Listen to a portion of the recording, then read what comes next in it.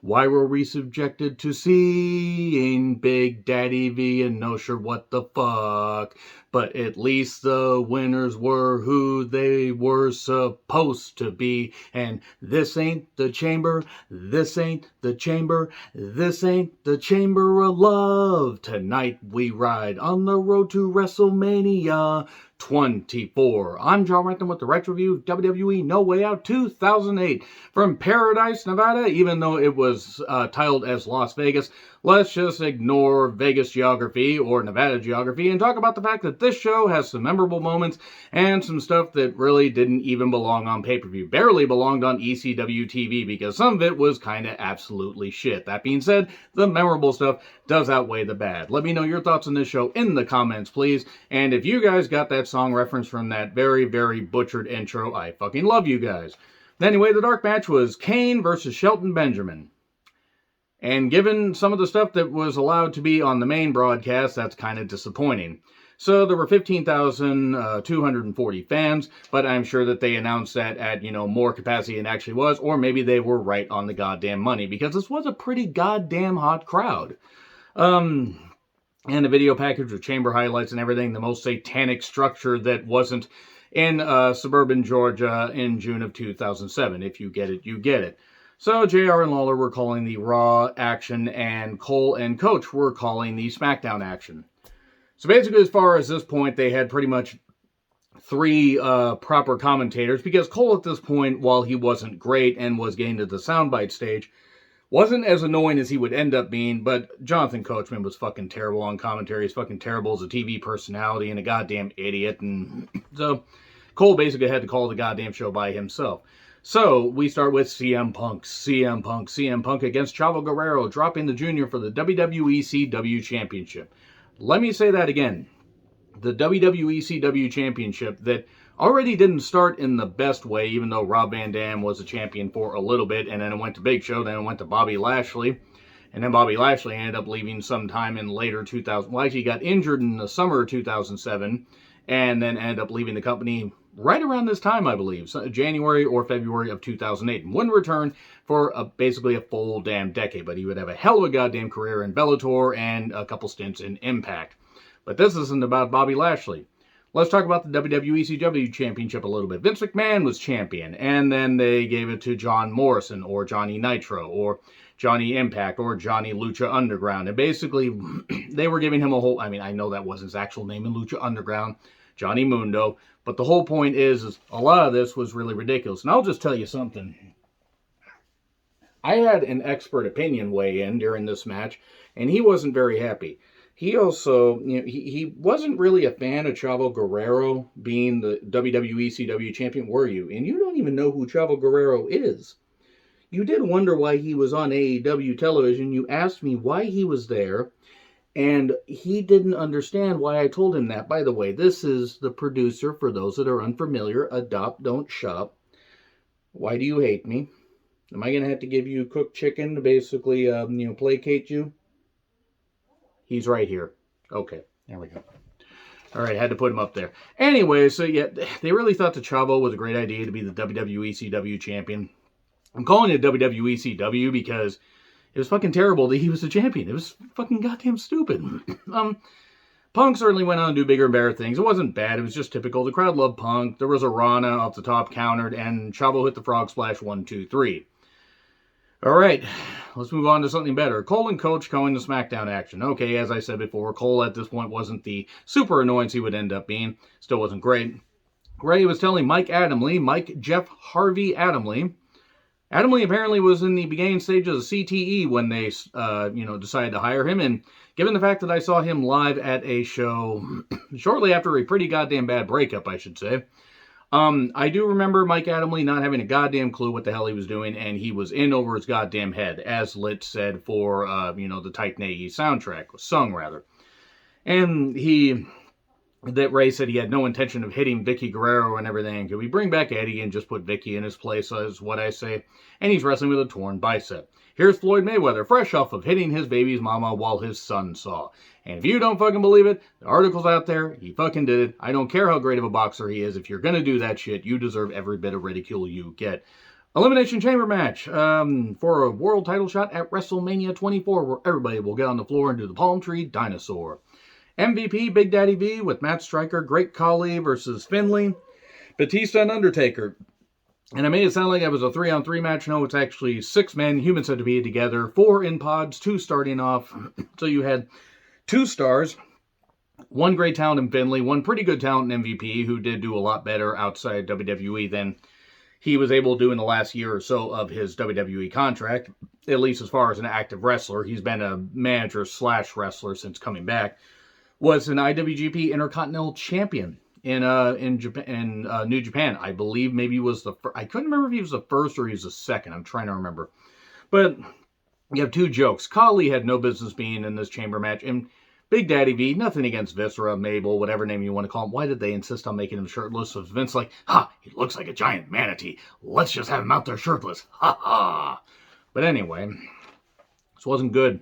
This, at least initially, it was good when Taker and Batista were in there. Let me phrase that. Finlay didn't do too bad. MVP was fine, but this was going to be down to Batista and Taker. They started the match. They ended the match. Batista eliminates Big Daddy V outside the ring. This was not good. Khali instantly gets you can't wrestle chance because he couldn't. It was just embarrassing. And he just could not work. We get a triangle choke and Khali's out. It was kind of funny how Undertaker, targeting the brown man, decided to send, Singh. I don't actually remember the guy's actual name. Rajan Singh is, that member of the creative team and everything, sent him outside. Well, he was on the goddamn, stairs, and then Taker kicking him away, as Taker is known to do, keeping the minorities down. And Finlay was in next, and he has a decent showing. He kept trying to go for covers and everything, being the wily veteran that he is, not the Dr. Wowie veteran, and if you get that, you get that. If we find that, meteor, we'll find Dr. Wowie. So, MVP comes in, and he actually got laid out in his pod initially by Undertaker. Once again, Undertaker keeping the minorities down. Let me just tell you right now, the Last Ride docuseries, a miniseries, certainly shed light on the fact that Undertaker is an iconic character. Mark Calloway is a piece of goddamn shit. And a fucking narrow-minded prick for that shirt. And I open myself up to the goddamn hate, and I don't care. He eventually does get his shots in, though, but chokes Finlay with his chain, MVP that is, and gets tossed off the pod. And then Finlay pins MVP 1, 2, 3. And then Batista bomb, countered by Finlay's shillelagh. He just hits him in the head with his stick. And he does get chokeslammed by Taker onto the chain link stuff outside. 1, 2, or the grate, steel grate, whatever it is. 1, 2, 3. Down to Taker and Batista. Both were bleeding, by the way. And crowd cheered Undertaker more. And eventually he did get a nice tombstone counter for the victory. Good stuff with Taker and Batista. MVP and Finlay were fine, but the 2 giants, this is when things were thin. Like, things were thin on the SmackDown side. And they said, let's just put these 2 giants in there, and it'll be good, except it won't. Now, that being said, this wasn't a bad chamber match as far as star power. It went on a little bit long. This went almost 30 minutes and probably should have gone 22, maybe. So, anyway, Teddy Long says, hey, Vicky Guerrero's not here. I'm the acting GM, and Hawkins and Ryder are banned from ringside. Hawkins and Ryder at this point. Just wild to see what their careers are now. Recaps of Maria at the, for a Playboy press conference party thing, whatever the hell it is. Because Maria did a Playboy cover shoot. What a spread that was, if you'll see what I did there. Did you see the Maria Playboy spread? Let me know in the comments, please. So we get Ric Flair versus Mr. Kennedy, career-ending match. And there wasn't much to this. Flair sold a lot for Kennedy. Who did the post spot, the figure 4 spot on the post, not very well. They talked about Kennedy calling himself the future of WWE, and he was gone within 15 months. I think he was gone by May or June of 2009. Did himself no favors and apparently likes to scam wrestling students out of money, because apparently he wasn't very smart with his own money, or maybe he's always been a piece of shit, and maybe people really are fake. Like his shirt said, wrestling is real, people are fake. So Flair gets figure 4 for the win. Flair cuts a promo, says, I'm never going to retire. And he's never going to stop getting divorced either. And he's never going to stop, allegedly assaulting, flight attendants. Flair also will apparently not stop, being a goddamn idiot. And it's a shame because Ric Flair truly is one of the greatest of all time. and he's just torpedoing his career. He's not the last old wrestler to do that. He won't, or he's not the first wrestler to do that. Won't be the last, but oh boy. Vince then gruffly yells at Finlay about Hornswoggle and how Hornswoggle's facing Vince in a cage tomorrow on Raw. I remember that. And then they transferred it from Hornswoggle being Vince's kid to being Finlay's kid. But then he wasn't Finlay's kid, and it was really stupid. Also, Hornswoggle. Google Hornswoggle Chris Benoit and find out, what he thinks about that stuff. Good stuff there, you short little shit. So anyway, Ray kind of gets booed. Floyd was there in the front row with his entourage. The entourage probably helped him, hide the evidence of him beating his wife in front of his son.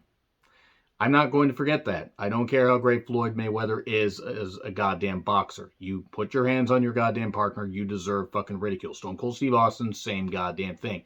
Goddamn Jesus H. Christ, son, why the hell you had to beat somebody? And wonder why his wife, his first wife, I'm trying to remember if he was married before, the one where he ended up having the daughters with, can't remember if it was Jeannie or somebody, but she went to England and took the kids. Now, many may think that she was just being a bitch about it, and it's entirely possible, but when you think if you're going to do something like that, you're trying to get away from something abusive, let's get back to the show. Let's talk about Edge versus Ray for the world title. Ray had a torn bicep. That was the focus, and Edge hit a spear for 3. There wasn't much to this because Ray couldn't really do all that much and had to go get surgery. Edge then leaves. Ray is hurt. Well, it's the big show. Well, and he's looking slim. I think he lost like 108 pounds. He's leaner, meaner, and ready. And he's ready to wage war. Take his big fist and cock and hit him in the face.